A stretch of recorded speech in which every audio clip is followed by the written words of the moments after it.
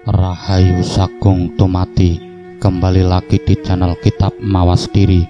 Dalam tayangan kali ini kami akan mengulik tentang kejawen, permata asli bumi Nusantara yang selalu dicurigai dan dikambing hitamkan.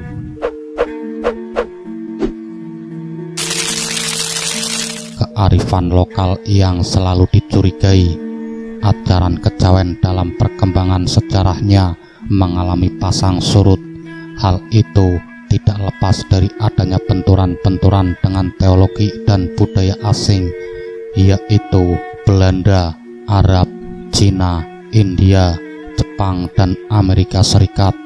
Yang paling keras adalah benturan dengan teologi asing, karena kehadiran kepercayaan baru disertai dengan upaya-upaya membangun kesan bahwa budaya Jawa itu hina, memalukan, rendah martabatnya. Bahkan kepercayaan lokal disebut sebagai kekafiran, sehingga harus ditinggalkan sekalipun oleh tuannya sendiri, dan harus diganti dengan kepercayaan baru yang dianggap paling mulia segalanya. Dengan naifnya, kepercayaan baru merekrut pengikut dengan jaminan kepastian masuk surga. Gerakan tersebut sangat efektif karena dilakukan secara sistematis, mendapat dukungan dari kekuatan politik asing yang tengah bertarung di negeri ini.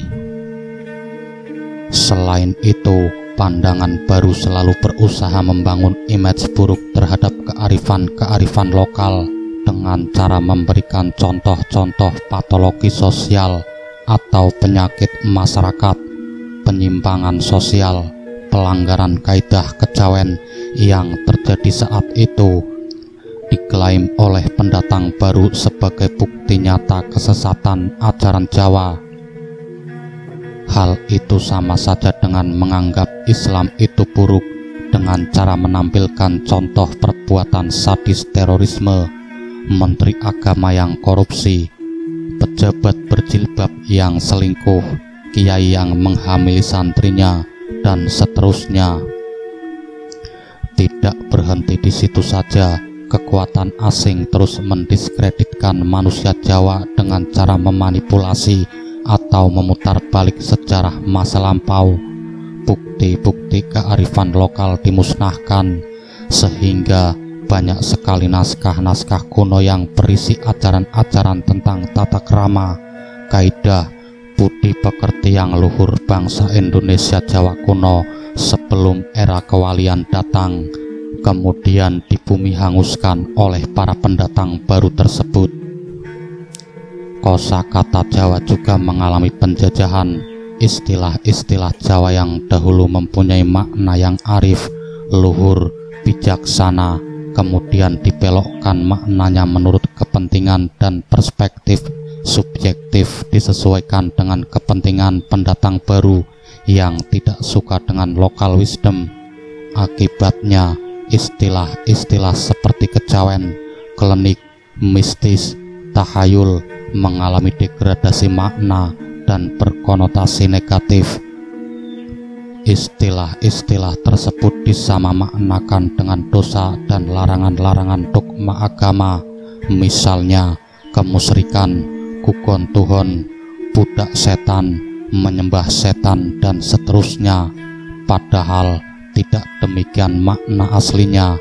Sebaliknya, istilah tersebut justru mempunyai arti yang sangat religius, yaitu sebagai berikut. Klenik merupakan pemahaman terhadap suatu kejadian yang dihubungkan dengan hukum, sebab akibat yang berkaitan dengan kekuatan gaib atau metafisik yang tidak lain bersumber dari zat tertinggi, yakni Tuhan yang Maha Suci. Di dalam agama manapun, unsur klenik ini selalu ada.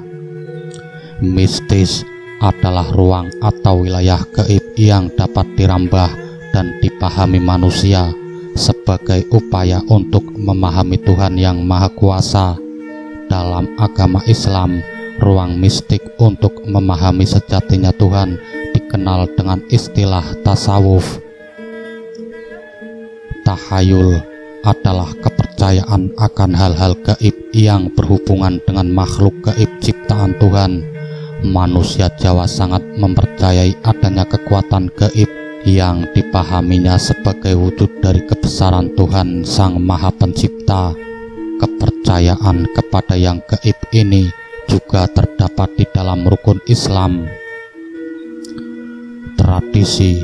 Dalam tradisi Jawa, seseorang dapat mewujudkan doa dalam bentuk lambang atau simbol.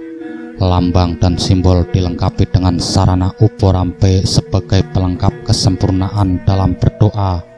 Lambang dan simbol juga mengartikan secara kias bahasa alam yang dipercaya manusia Jawa sebagai bentuk isyarat akan kehendak Tuhan. Manusia Jawa akan merasa lebih dekat dengan Tuhan jika doanya tidak sekedar diucapkan di mulut saja, melainkan dengan diwujudkan dalam bentuk tumpeng, sesaji dan sebagainya sebagai simbol kemanunggalan tekad bulat. Maka manusia Jawa dalam berdoa melibatkan 4 unsur tekad bulat, yakni hati, pikiran, ucapan, dan tindakan. Upacara-upacara tradisional sebagai bentuk kepedulian pada lingkungannya, baik kepada lingkungan masyarakat manusia maupun masyarakat gaib yang hidup berdampingan, agar selaras dan harmonis dalam menembah kepada Tuhan. Bagi manusia Jawa, setiap rasa syukur dan doa harus diwujudkan dalam bentuk tindakan real atau ikhtiar sebagai bentuk ketabahan dan kebulatan tekad yang diyakini dapat membuat doa terkabul. Akan tetapi, niat dan makna di balik tradisi ritual tersebut sering dianggap sebagai kegiatan kukon tuhon atau ela-elo, asal ngikut saja, sikap menghamburkan, dan bentuk kemubadiran, dan seterusnya. Kejawen berisi kaidah moral dan budi pekerti luhur, serta memuat tata cara manusia dalam melakukan penyembahan tertinggi kepada Tuhan yang Maha Tunggal. Akan tetapi, setelah abad ke-15 Majapahit runtuh oleh serbuan anaknya sendiri dengan cara serampangan dan subjektif, jauh dari kearifan dan budi pekerti yang luhur, pendatang baru menganggap ajaran kejawen sebagai biangnya kemusyrikan, kesesatan, kebobrokan moral, dan kekafiran, maka harus dimusnahkan. Ironisnya, manusia Jawa yang sudah kejawan atau hilang jawane justru mempunyai andil besar dalam upaya kultural esensination ini. Mereka lupa bahwa nilai budaya asli nenek moyang mereka itulah yang pernah membawa bumi Nusantara ini menggapai masa kejayaannya di era Majapahit, hingga berlangsung selama 5 generasi penerus tahta kerajaan. Ajaran tentang budi pekerti menggapai manusia sejati. Dalam hasanah referensi kebudayaan Jawa dikenal sebagai literatur sastra yang mempunyai gaya penulisan beragam dan unik.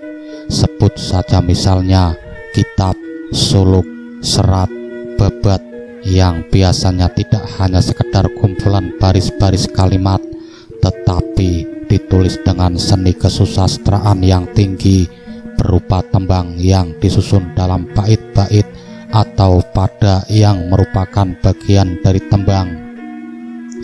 Misalnya pupuh, sinom, pangkur, pucung, asmorodono, dan seterusnya. Teks yang disusun ialah yang memiliki kandungan unsur pesan moral yang diajarkan tokoh-tokoh utama atau penulisnya, mewarnai seluruh isi teks. Pendidikan moral budi pekerti menjadi pokok pelajaran yang diutamakan. Moral atau budi pekerti di sini dalam arti kaidah-kaidah yang membedakan baik atau buruk segala sesuatu, tata krama atau aturan-aturan yang melarang atau menganjurkan seseorang dalam menghadapi lingkungan alam dan sosialnya. Sumber dari kaidah-kaidah tersebut didasari oleh keyakinan, gagasan, dan nilai-nilai yang berkembang di dalam masyarakat yang bersangkutan. Kaidah tersebut akan tampak dalam manifestasi tingkah laku dan perbuatan anggota masyarakat. Demikianlah makna dari ajaran kejawen yang sesungguhnya. Dengan demikian dapat menambah jelas pemahaman terhadap konsepsi pendidikan budi pekerti yang mewarnai kebudayaan Jawa. Hal ini dapat diteruskan kepada generasi muda guna membentuk watak yang berbudi luhur dan bersedia menempat jiwa yang berkepribadian teguh. Uraian yang memaparkan nilai-nilai luhur dalam kebudayaan masyarakat Jawa yang diungkapkan di atas dapat membuka wawasan pikir dan hati nurani bangsa bahwa dalam masyarakat kuno asli pribumi telah terdapat seperangkat nilai-nilai moralitas yang dapat diterapkan untuk mengangkat harkat dan martabat hidup manusia. Dua ancaman besar dalam ajaran kejawen. Dalam ajaran kejawen terdapat dua bentuk ancaman besar yang mendasari sikap kewaspadaan atau eling lan waspodo, karena dapat menghancurkan kaidah-kaidah kemanusiaan, yakni hawa nafsu dan pamrih. Manusia harus mampu meredam hawa nafsu atau menutupi bebahan hawa songo, yakni mengontrol nafsu-nafsunya yang muncul dari 9 unsur yang terdapat dalam diri manusia dan melepas pamrihnya. Dalam perspektif kaidah Jawa, nafsu-nafsu merupakan perasaan kasar karena menggagalkan kontrol diri manusia, membelenggu serta buta pada dunia lahir maupun batin. Nafsu akan memperlemah manusia karena menjadi sumber yang memboroskan kekuatan-kekuatan batin tanpa ada gunanya. Lebih lanjut, menurut kaidah Jawa, nafsu akan lebih berbahaya karena mampu menutup akal budi, sehingga manusia yang menuruti hawa nafsu tidak lagi menuruti akal budinya atau budi pekerti. Manusia demikian tidak dapat mengembangkan segi-segi halusnya. Manusia semakin mengancam lingkungannya, menimbulkan konflik, ketegangan, dan merusak ketentraman yang mengganggu stabilitas kebangsaan. Nafsu, hawa nafsu atau lawamah, amarah, supiyah secara kejawen diungkapkan dalam bentuk akronim, yakni apa yang disebut molimo atau madat, madon, maling, mangan, main, mabuk-mabukan, main perempuan, mencuri, makan, berjudi. Dan untuk meredam nafsu molimo, manusia Jawa melakukan laku topo atau puasa, misalnya topo broto, topong rame, topo mendem, atau topong eli. Tapa brata.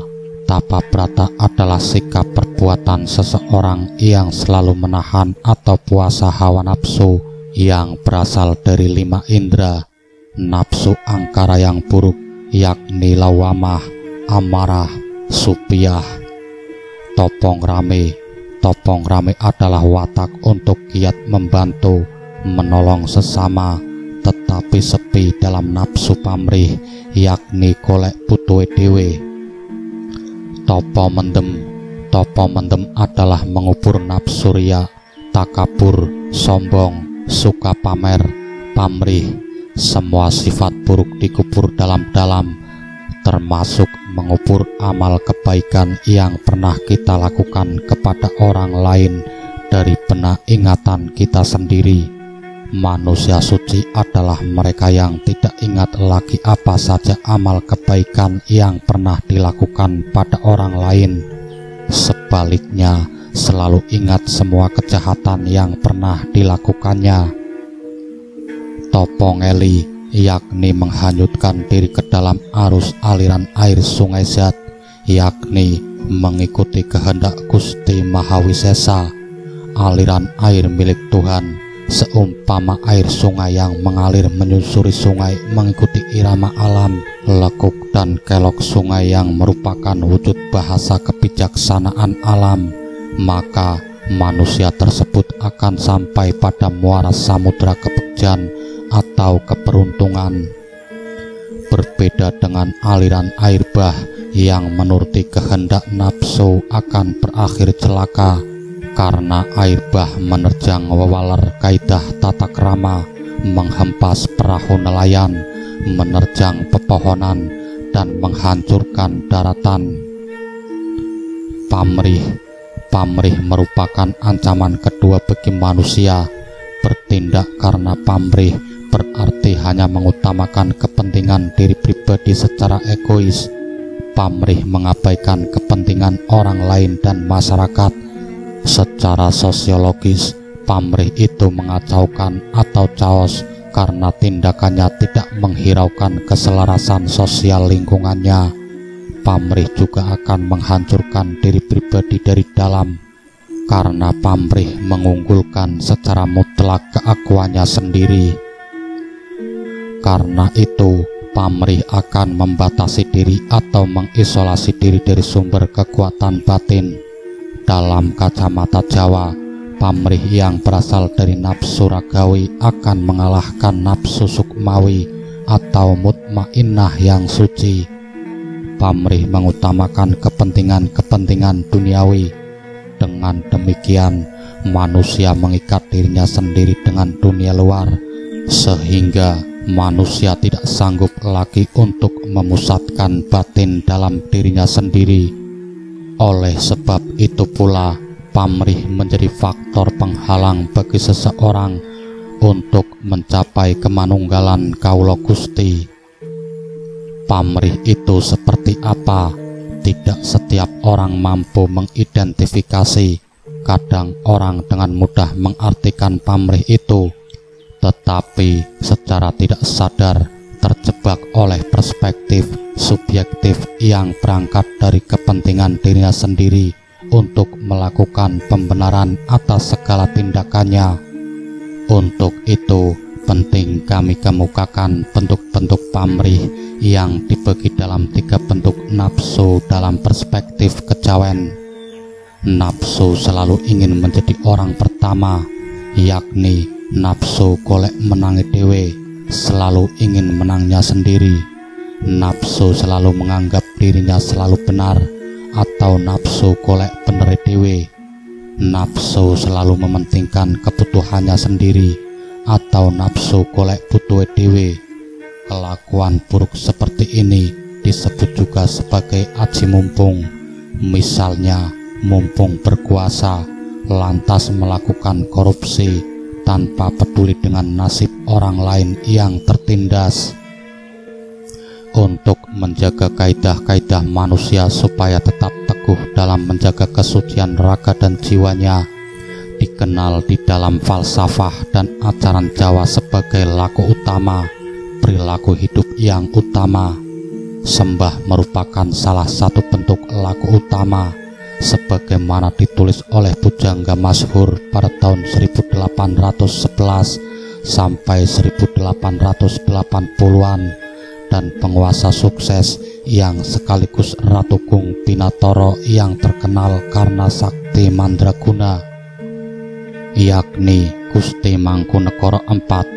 Dalam kitab Weda Tama atau Weda yang berarti perilaku dan Tama yang berarti utama, mengemukakan sistematika yang runtut dan teratur dari yang rendah ke tingkatan tertinggi, yakni catur sembah, sembah raga, sembah cipta, sembah jiwa, sembah rasa. Catur sembah ini senada dengan nafsul mutmainnah atau ajaran Islam yang digunakan untuk meraih ma'rifatullah atau gayuh jumbuhing Kaula Gusti. Apabila seseorang dapat menjalani secara runtut catur sembah, hingga mencapai sembah yang paling tinggi, niscaya siapapun akan mendapatkan anugerah agung menjadi manusia linuih atas berkat kemurahan Tuhan yang Maha Kasih, tidak tergantung apa agamanya. Begitulah sahabat kitab mawas diri sekelumit tentang kejawen, permata asli bumi Nusantara yang selalu dicurigai dan dikambing hitamkan. Semoga bermanfaat dan menambah wawasan bagi kita semua. Salam sejahtera. Rahayu, rahayu, rahayu.